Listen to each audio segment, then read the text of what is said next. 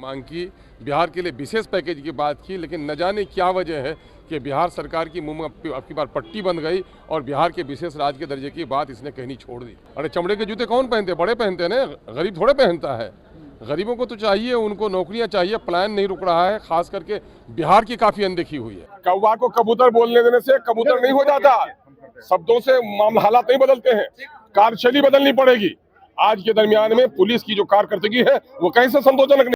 सरकार जितनी योजनाएं चला रही थी वो तमाम तर बिहारियों को इन लोगों ने कर्ज में डाल दिया है, इलेक्शन में अनाप शनाप पैसा खर्चा करके, और बिहार में समझे विकास की गति रुक गई है। आदाब नमस्कार, मैं हूं सालिक, आप देख रहे हैं मंथन टुडे। आज बजट सत्र के पहले दिन एमआईएम के प्रदेश अध्यक्ष, बिहार प्रदेश अध्यक्ष अख्तरुल इमान ने साफ तौर पर यूनियन बजट 2026 को बिहार के लिए लॉलीपॉप करार दिया। उन्होंने सीधे तौर पर कहा कि इस बार तो मानो बिहार सरकार के मुंह पर पट्टी बांध दी गई कि विशेष पैकेज की मांग तो की मगर विशेष राज्य की मांग नहीं की गई। सबसे पहले अख्तरुल इमान के बयान को सुनिए। मांग की, बिहार के लिए विशेष पैकेज की बात की, लेकिन न जाने क्या वजह है कि बिहार सरकार की मुंह में अब की बार पट्टी बंद गई और बिहार के विशेष राज्य के दर्जे की बात इसने कहनी छोड़ दी। और मैं समझता हूं कि उस बजट से कोई बिहार का फ़ायदा नहीं हुआ है। और देश के अमीरों के, अरे चमड़े के जूते कौन पहनते? बड़े पहनते हैं ना, गरीब थोड़े पहनता है। गरीबों को तो चाहिए, उनको नौकरियां चाहिए, प्लान नहीं रुक रहा है। खास करके बिहार की काफ़ी अनदेखी हुई है। सीमांचल के क्षेत्र की अनदेखी हुई है, जहां पर कैपिटा इनकम पूरे बिहार में सबसे कम है। उस इलाके में कैंसर की बीमारी हो रही है, जो एक रिसर्च का मसला है। वहाँ इंडस्ट्रीज़ नहीं है, केमिकल का रिसाव नहीं है, उसके बावजूद भी वहाँ सबसे ज़्यादा बीमार हो रहे हैं गैस्ट्रो के और कैंसर के सीमांचल में। ये रिपोर्ट यहाँ पर महावीर कैंसर संस्था की है। उसके बावजूद भी वहाँ के हेल्थ इंस्टीट्यूट के बारे में कोई कुछ नहीं बोल रहा है। आज राज्यपाल के अभिभाषण में भी इस तरह की कोई बात नहीं आ सकी। ये बड़ा खेदजनक है। ये सिर्फ लोक लुभाना, लॉलीपॉप वाला। जनता को बड़ी आशा रहती है, लेकिन ये लोग जनता के आशाओं को हमेशा लोगों ने निराश किया है ना। और बुरा हाल है, यहाँ पर मजदूरों का प्लान बिहार से रुक ही नहीं रहा है, बीमारों को दवा मिल ही नहीं पा रही है, लॉ एंड ऑर्डर हाल का चौपट होकर रह गया है। तो क्या है बिहार में? क्या लगता है एक वीडियो नीट छात्रा के मामले में? अरे ये लॉ एंड ऑर्डर का फेलियर है यार, उसके बारे में और क्या कहना। बेटी पढ़ाओ बेटी बचाओ, कहाँ से बेटी पढ़ाएगा? बेटी पढ़ाने के लिए आई जाती है तो बेटी को सेक्स रैकेट में डाल दिया जाता है, बेटी के साथ अपमान होता है कि किस तरह से।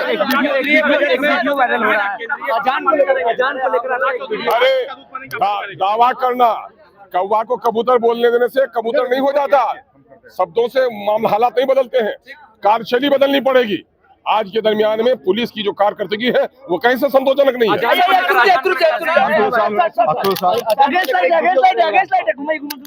अख्तरुल साहब, आज क्या सदन का विषय रहेगा, क्योंकि नीट का मामला आज तो सदन का कोई विषय ही नहीं है, एक रस्म सी है, महामहिम के भाषण होने हैं। और मामला ये है कि कल से सदन गरमाएगा। मामला ये है कि लॉ एंड ऑर्डर का पूरे तौर पर बिहार में फेलियर है।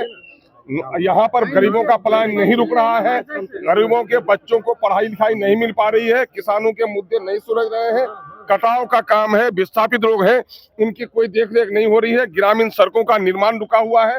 सरकार जितनी योजनाएं चला रही थी वो तमाम तर बिहारियों को इन लोगों ने कर्ज में डाल दिया है, इलेक्शन में अनाप शनाप पैसा खर्चा करके, और बिहार में समझे विकास की गति रुक गई है। नीट का मामला विपक्ष सदन में उठाएगा एक साथ। मैं ये कह रहा हूँ कि नीट का मामला चूंकि कोर्ट में है तो कोर्ट के मामले को मीडिया ट्रायल नहीं करना चाहिए। सर, नवाज का साउंड स्पीकर आपने कम करने की बात कही है, उस बयान पर क्या कहेंगे सर, क्यों ऐसा? जाने दीजिए। मामला ये है कि सिर्फ अजान का नहीं, मैं कह रहा हूँ जितने धार्मिक आयोजन होते हैं, जितने राजनीतिक आयोजन होते हैं, सांस्कृतिक आयोजन होते हैं, सब में आवाज से सब तरस है। साउंड पोल्यूशन भी एक चीज है, उससे सब तरस है, लेकिन किसी को हिम्मत नहीं होती है कि कोई बोले। तो मैंने कहा है कि मैं अपने लोगों को मशवरा करता हूं, आप भी अपने लोगों को कहिए, धार्मिक जो भी हो, सरकार ने एक मानक तय कर दिया है, इतनी आवाज होनी चाहिए, इतने बजे तक होनी चाहिए, रात के 10 बजे के बाद नहीं होनी चाहिए। तो ये नियम इलेक्शन के जमाने में आप देखते हैं कि नेता का कोई भाषण 10 बजे के बाद नहीं हो पाता। तो हम ये चाहते हैं कि हमारा राज्य सब राज है।